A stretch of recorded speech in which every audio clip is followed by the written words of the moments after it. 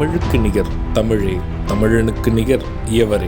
2 அடியில் நம்மால் எதுவும் செய்ய இயலாது என்று எண்ணும் மனிதனிடத்தில் 2 அடி குரலில் எதையும் நம்மால் செய்ய முடியும் என நம்பிக்கையை ஊக்குவித்தது திருக்குறள். வணக்கம் ஐயா. வணக்கம்.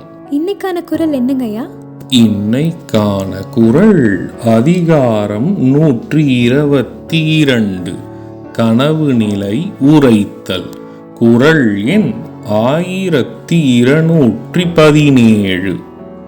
நனவினான் நல்காக்கொடியார் கனவினான் எம்மை பீழிப்பது. இந்த குறளுக்கான பொருள் என்னங்கய்யா? இதற்கான பொருள், நேரில் வந்துதான் அன்பு செய்ய முடியவில்லையே இவரால், பின் ஏன் கனவில் வந்து என்னை வாட்டுகிறார். இதுக்கு ஒரு சின்ன உதாரணம் சொல்றீங்களா? இதற்கான உதாரணம், என் காதலன் என்னிடம் அன்பு காட்ட நேரில் வராமல் கனவில் மட்டும் வந்து என்னை அன்பு காட்டி வாட்டுகிறார்.